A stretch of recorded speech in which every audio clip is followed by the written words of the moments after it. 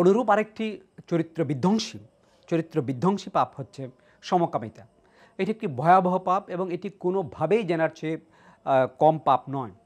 এবং আমরা যেটা নানাভাবে বুঝতে পারি বা জানতে পারি যে আমাদের সমাজে এটি অত্যন্ত ভয়ঙ্করভাবে ছড়িয়ে পড়েছে সমকামিতা। আল্লাহ তাআলা এই পাপের জন্য একটি সম্প্রদায়কে ধ্বংস করেছেন। সেটি হচ্ছে হযরত লূত আলাইহিস সালামের সম্প্রদায়। তাদের মধ্যে এই পাপটি ছিল এবং এই পাপের জন্য ওই সম্প্রদায়কে সম্পূর্ণরূপে আল্লাহ তাআলা ধ্বংস করে দিয়েছেন। বর্তমানে পশ্চিমা সমাজের যে সংস্কৃতি, তাদের সংস্কৃতিতে এই ধরনের ভয়াবহ পাপকে তারা বৈধতা দিচ্ছে। তার অনুকরণে আমাদের সমাজেও এই একটি পাপের বৃক্ষ অনুপ্রবেশ করার চেষ্টা করছে এবং আমাদেরকে খুবই সতর্কতার সাথে এই পাপ, জঘন্য পাপ, যেটি জেনার তুলনায় অনেক বেশি ভয়ঙ্কর পাপ। কারণ এখানে জেনার যে অপরাধ সেটি তো আছেই, পাশাপাশি রুচির বিকৃতি, মানবীয় রুচির বিকৃতি, যেই রুচি দিয়ে আল্লাহ তাআলা মানুষকে সৃষ্টি করেছেন, সেই মানবীয় রুচির বিকৃতি এই পাপের মধ্যে রয়েছে। সুতরাং এই পাপ থেকে আমাদেরকে নিজেদেরকে রক্ষা করতে হবে এবং এর জন্য আল্লাহর ভয়, তাকওয়া, আল্লাহর ভয়, ক্ষুধাভীতি, আল্লাহভীতি, আল্লাহর স্মরণ সবসময় আমাদের অন্তরে রাখতে হবে। পাশাপাশি আমাদেরকে কিছু ব্যবস্থাও গ্রহণ করতে হবে, যেটি রাসূল সাল্লাল্লাহু আলাইহি ওয়াসাল্লাম হাদিসে বলেছেন। রাসূল সাল্লাল্লাহু আলাইহি ওয়াসাল্লাম হাদিসে অনেক কিছুই বলে দিয়েছেন যে সমস্ত বিপদে উম্মাহ পরবর্তী সময়ে পড়বে, সেগুলি থেকে কিভাবে তারা নিজেদেরকে রক্ষা করবে।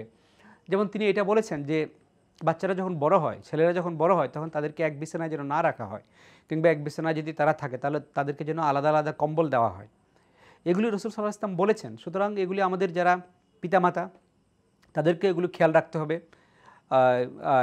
মানে শিশুরা বা বালকরা যখন একটু বড় হয়, তখন তারা আরও যারা বড় রয়েছে, তারা তাদের সিনিয়রদের মাধ্যমে এই ধরনের হয়রানি বা নির্যাতনের শিকার হচ্ছে কিনা এ বিষয়ে খুবই খেয়াল রাখতে হবে।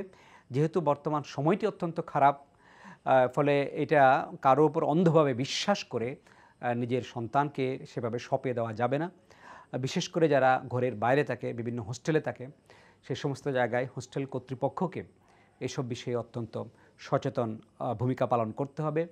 এটি একটি ভয়াবহ পাপ। এটি শুধু পরকালের জীবনের জন্য নয়, মানুষের পার্থিব জীবনের যৌবন এবং তার জীবনের সাফল্য, তার শারীরিক সক্ষমতা, তার কাজের মনোযোগ, এ সব কিছুই ধ্বংস করে দেয়।